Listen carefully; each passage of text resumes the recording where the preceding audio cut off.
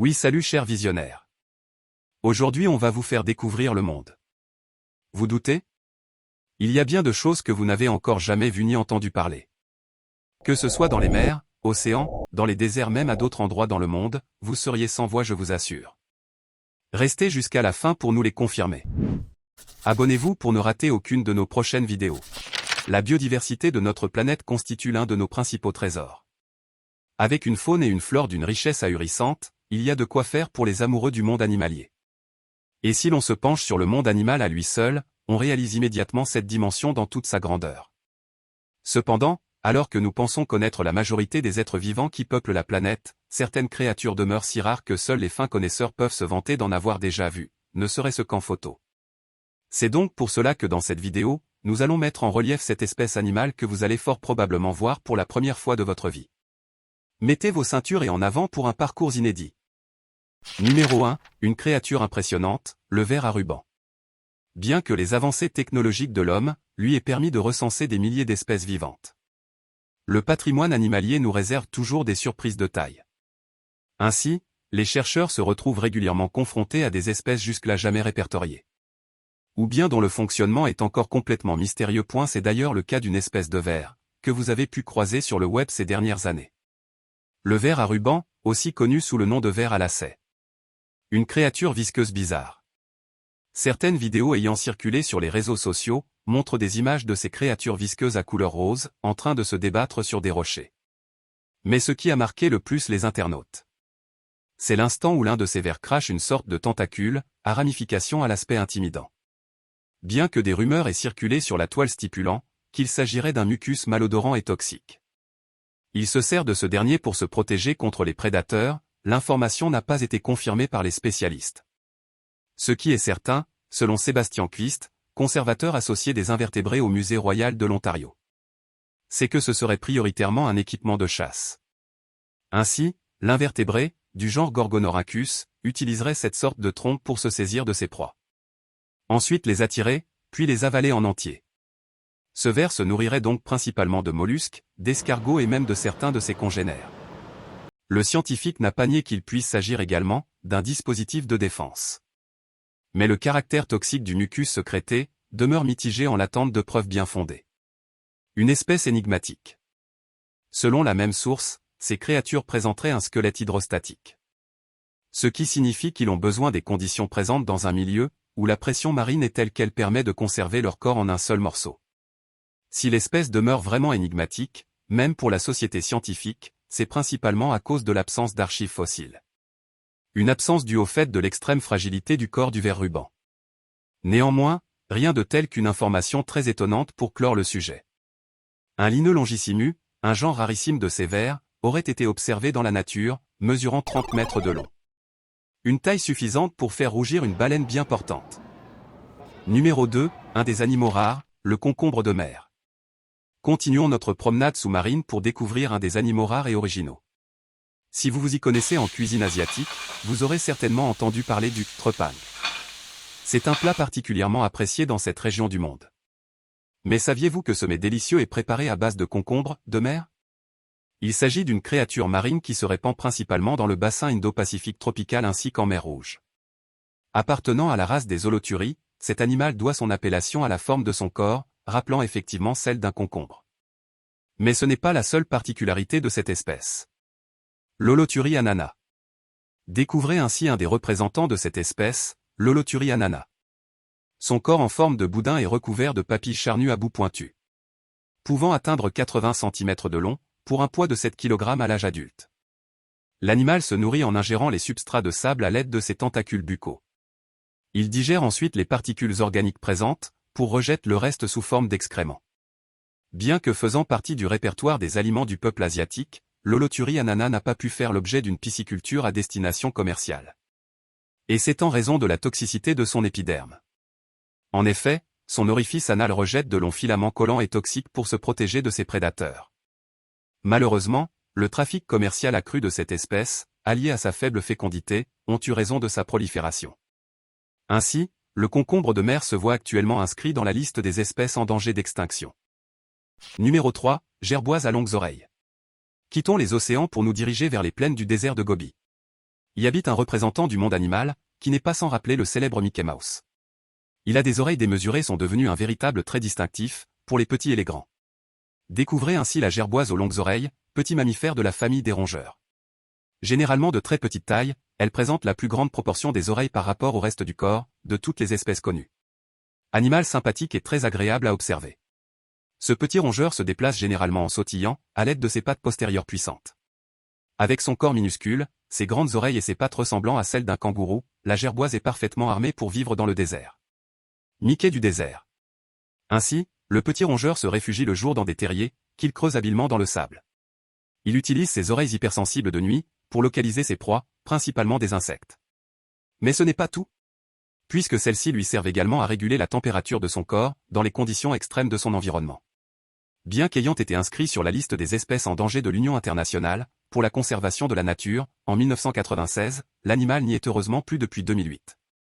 Reste à signaler que les premières images filmées du rongeur dans la nature, ont été diffusées en 2007. Et ils lui ont valu le surnom de Mickey du désert. Numéro 4, les tardigrades, des animaux très rares. Alors que beaucoup souhaiteraient voir la recherche sur cryogénisation voir le jour. À savoir la possibilité d'être mis en état de conservation par le froid. Cela pour être réanimé plusieurs dizaines, voire centaines d'années plus tard, une espèce animale a elle déjà réussi cet exploit. Aussi minuscules qu'ils puissent être, les tardigrades sont des animaux qui possèdent cette faculté de manière innée. Ces petits êtres, appelés également oursons de mer, font preuve d'une capacité de survie tout simplement phénoménale. Ainsi, suite à une expérience réalisée par une équipe japonaise, un représentant de l'espèce, conservé pendant 30 ans à une température de 20 degrés Celsius, a pu se réveiller de sa longue hibernation et même pondre des œufs. Et oui, avec une taille qui ne dépasse pas 1,5 mm, ces petites merveilles peuvent survivre dans les conditions les plus extrêmes. Et on en trouve tout simplement partout. Des sommets glacés de l'Himalaya aux profondeurs des océans, en passant par le pôle Nord et les zones équatoriales tempérées. Ces créatures microscopiques ne trouvent aucune difficulté d'adaptation. Certaines études ont même montré qu'ils peuvent survivre à une chaleur extrême. Aussi dans un froid extrême, une pression extrême, des radiations et même au vide de l'univers. Les plus forts ne sont pas toujours les plus grands. Et le mécanisme de survie utilisé par les tardigrades est tout simplement ahurissant. Ils entrent dans un état appelé cryptobiose. Ce qui leur permet de réduire l'activité de leur métabolisme à 0,01% de leur moyenne habituelle.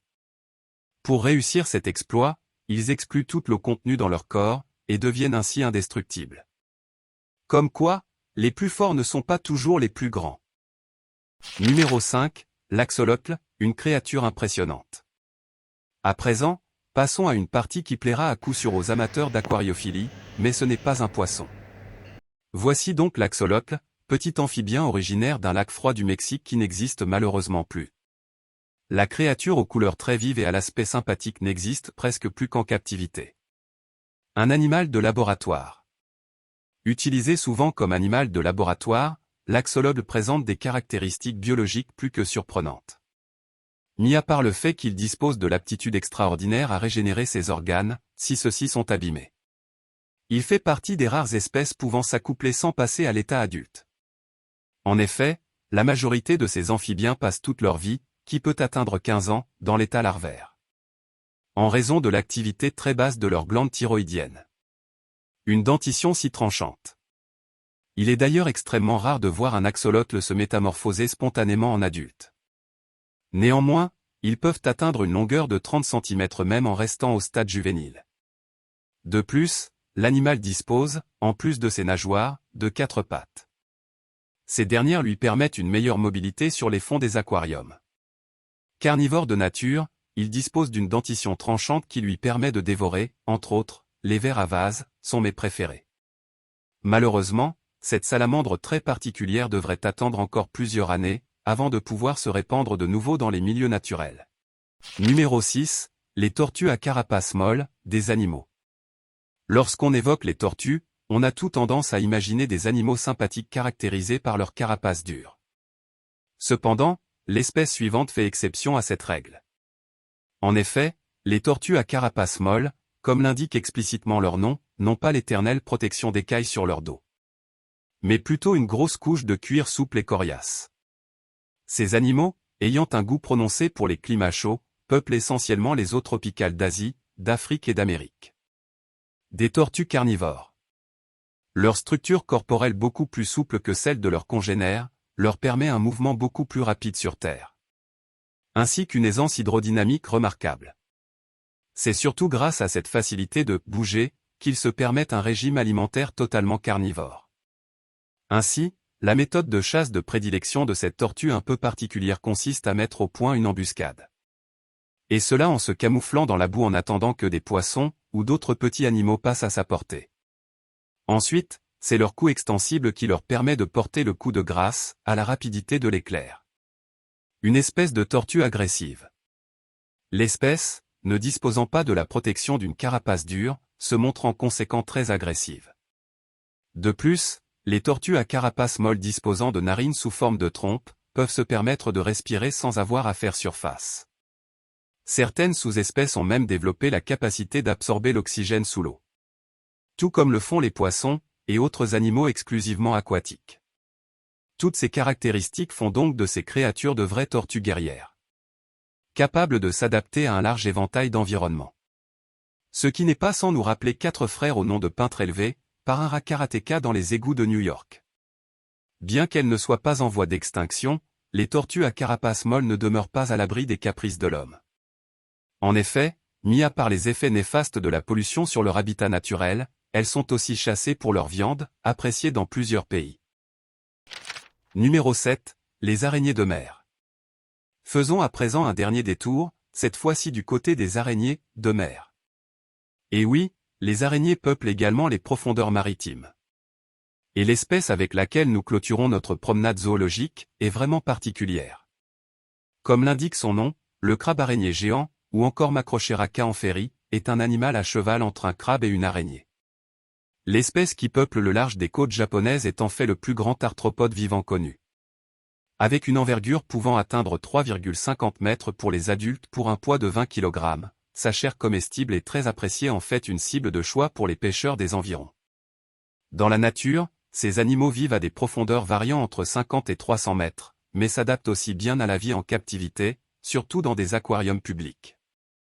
Enfin, dernier point sur cette espèce impressionnante, et pas des moindres, ce géant des mers qui se nourrit principalement de carcasses d'animaux et de fruits de mer peut avoir une durée de vie atteignant les 100 ans, de quoi rivaliser avec les tortues marines.